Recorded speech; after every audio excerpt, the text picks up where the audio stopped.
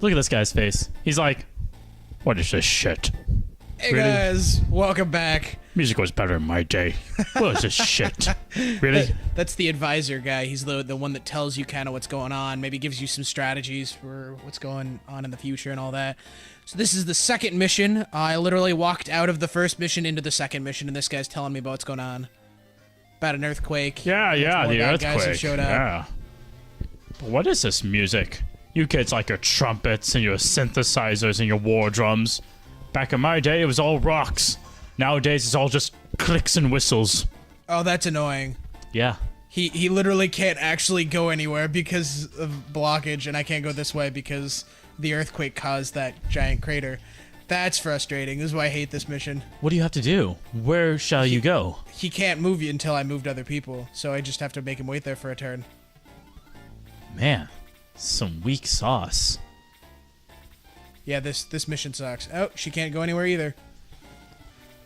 I'm a little bit confused. So why couldn't she move? So because all the places she could move, see how it's like you got the flashing? That's where you can move. Same with him. He can't move any But you further can't ahead. stack. So this is like weird Tetris? No, it's like a turn-based strategy. You can't stack units. No, I mean like the shapes, they can only fit in certain clusters, I guess.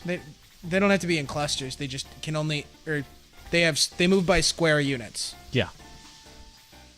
See, that time she could move because she could move to an unoccupied spot. I don't know why they're freaking A.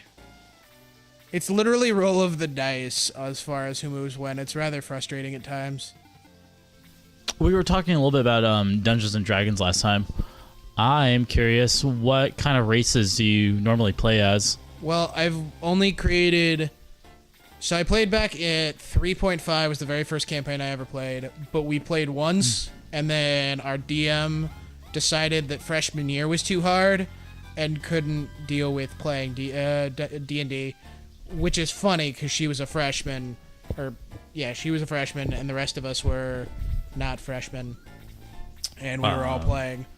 But, that's just how it goes. But what race do you normally go for? So that was a halfling. I mean, I just mean like in RPGs in general, like... I don't know. Typically, I like the more exotic races, simply because being human's boring.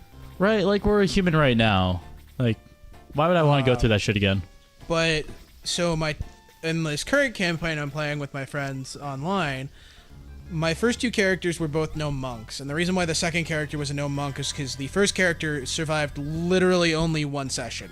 In the very beginning of the second session, he died because he was about to be shot in the back, but before he got shot in the back, he dodged into a sword because true crit fails in a row. Literally got 2 crit fails in a row. That's where the arrow was coming from, was from my ally who got a crit fail, and then I crit failed my dodge. What's a crit fail? It's where you roll a 1 on the dice. Oops. And so that means bad things happen. It's not you miss, it's you done fucked up, you potentially break a weapon. Or you shoot your ally in the back, or things of that nature. You dodge the arrow and you fall into a sword. Yes. Or you dodge an arrow and you fall into a sword and you fall into an endless chasm. Yes. Or like you dodge an arrow, fall into a sword, fall into an endless chasm, and you misplace your car keys. And it's like, a little bit too far. And then like it adds like an extra 20 minutes to your daily schedule. You really don't have that much time because you overslept anyways. And you're like, well, I really don't have time to go looking for my keys. But you can't just take a bus again. You gotta save money. That was a very random tangent, but Was I appreciate it. No, I'm just telling it like it is. Crit fails. It sucks. You die and you lose your keys. I can't even tell which one's worse. Oh, did you hear about Andy? No, it happened. Lost his keys. Oh, shit. Yeah, and he died. Yeah. Oh, and he died. No, whatever. Enough about him. Yeah. We don't need to hear all of that. It's really... enough about that. Have you seen the weather? It's been, like, weird. Right? So, that's how my first character died. So, considering it was only one session, I really didn't get to play this character at all. I just re-rolled, and he got a different backstory. He was a completely different character, but it was still a gnome monk. My third character that I haven't gotten the chance to use yet is a Dragonborn Paladin, which I'm kind of excited to play, but at the same time, I don't want my gnome to die. I've gotten a little bit of attached to him. What's your gnome's name?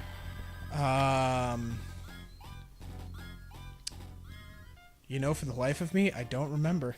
It's been so long since I've thought about D&D. It's been over a month since I've been able to play, because my DM group, or my group, when we were playing in Philmont, and then as we all started to leave, we couldn't play anymore. So this will be the first time in like a month about. Yeah, you know, I just haven't thought about it. In a while. It's okay to forget your loved ones' names. My grandma forgets our names all the time. It's totally cool. You know, my grandmother has a really, really bad habit of not forgetting my name, but calling me by my uncle's name. Yeah, my grandma will do something really she'll do something really similar where she'll call me by all of my cousins' names before she gets to me. So she'll be like, Derek, Billy, Andy. I'm like, oh, me, Andy. That's right. You're related to Derek and Billy. I forgot about that. Those are my cousins. Yeah, I forgot you were related to them just because, well, we don't talk about them much. Yeah, we don't mention my cousins because I don't know, it never really comes up. Yeah. We don't talk about those cousins because, well, it just never naturally comes up in a natural way. Yeah, right. It wouldn't feel very fluid. This time it did, though, for once. Billy, Derek, Andy.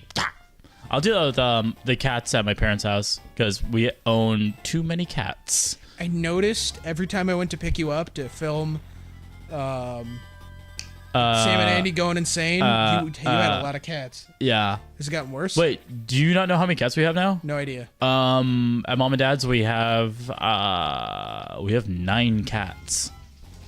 Impressive. Exactly 9. We named every last one of them. Impressive.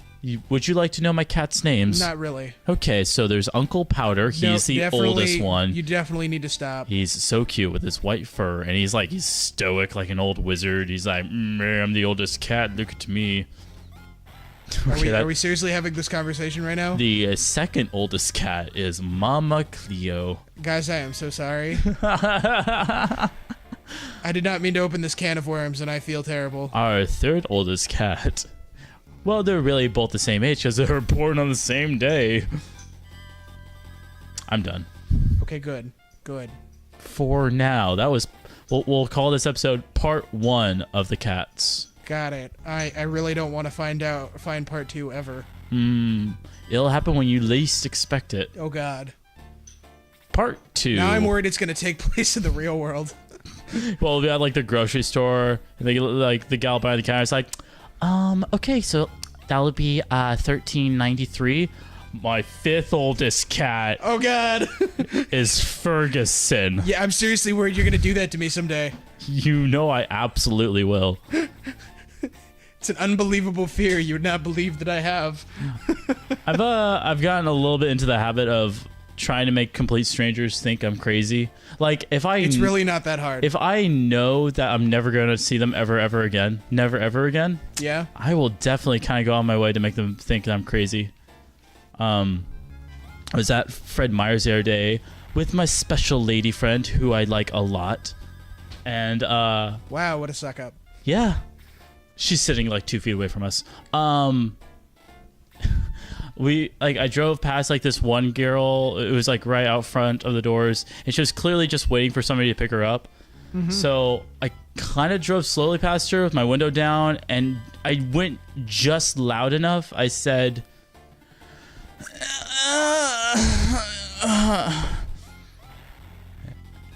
yeah. That's not weird at all. Oh, it was very weird. That was one of the weirder things I could have thought of at the time. I'm a little scared for that person. Well, see, Sam, there is also a part 2 to this story. Much like my cat story, there is a part 2 to this experience. I get out of the car. I guess I just had to pick up one thing for Fred Meyer's. She's still in front of the door. I do not make eye contact with her. I walk past her, maybe 10 feet past her. God, oh man.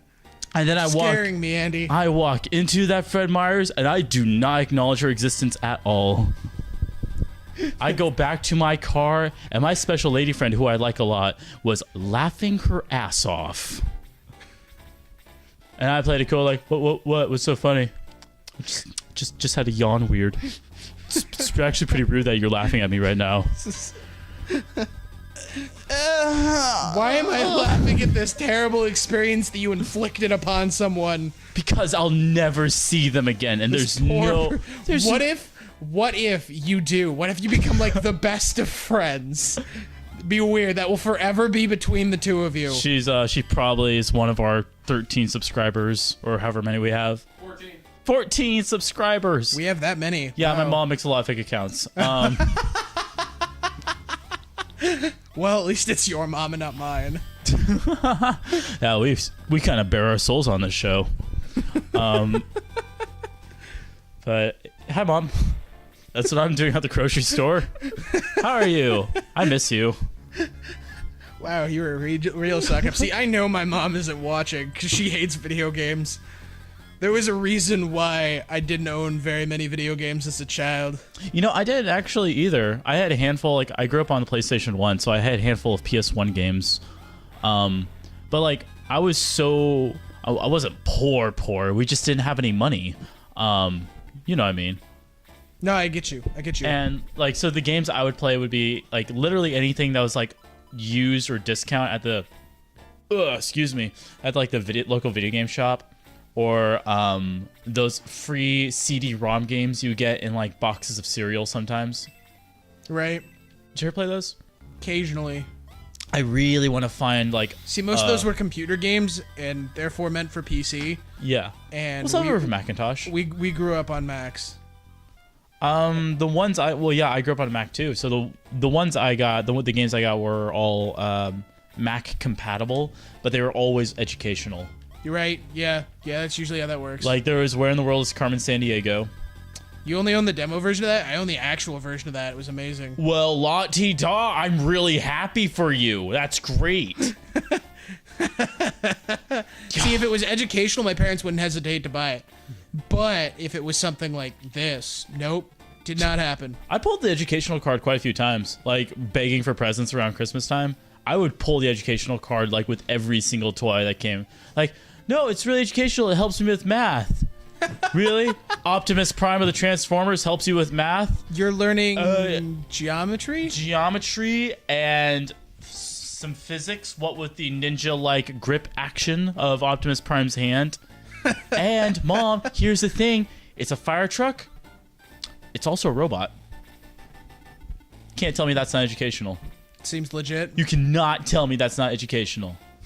I don't care, Sam. You can't tell me that's not educational.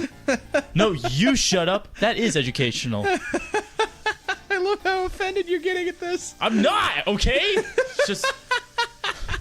It's fine. This is way too entertaining It's for fine. me. It's whatever. I'm cool. No, I am cool. No, you shut up. I hate this part of the mission because they literally, you have to like potentially screw one person. Ugh. Because like he's standing in the middle of three of them, and it's just a bad idea for everyone, man. Did you pick your least favorite or the one with the highest defense? You just kind of hope to God somebody don't die. I mean, I'm gonna do the strategy I typically use, which is assault the two centaurs at range, since they're refusing to move. Oh, I see. So because they want you to put somebody in the middle of that trio, but those slippery little monkeys. At the same time, I have several ranged units, so I can just do this across the river, where you're safe. Yeah, I mean it's a lot slower because you're having to wait for things to happen, but I mean it's better than like trying to get or hope somebody doesn't die. I mean, given this game is nice because you can revive dead characters. It's like the only turn-based strategy I found that you can revive dead characters. Which is nice. Oh, wait, he moved. He moved? Oh. I think the Centaur's gonna be fine. Or your Centaur's gonna be fine. He'll be fine for now. I will have to move him at some point. Hans. And this is Franz. I really wish there was a Franz in this game. There isn't? Nah, not as far as I know. That's such a wasted opportunity. That being said, so speaking of Hans and Franz, one of the so recently started playing WoW, And one of the things I love is that there's actually 2 raid bosses named Hanzok and Franz something or other. It's a Hans and Franz ripoff. It's rather hysterical. They also speak in Arnold Schwarzenegger voices. Huh. Interesting. Yeah. Well, here's an interesting little tidbit. Yeah? Zebras can't sleep alone. They have a natural herd mentality, and they physically can't fall asleep. They got like insomnia. One of the few animals who actually get insomnia. Huh. Oh, and it's time to end the episode. Well, you guys have a good one. Yeah, we'll see you later. Next time on Jump, Dodge, Shoot. I am Shoot. I'm Jump. Goodbye, guys.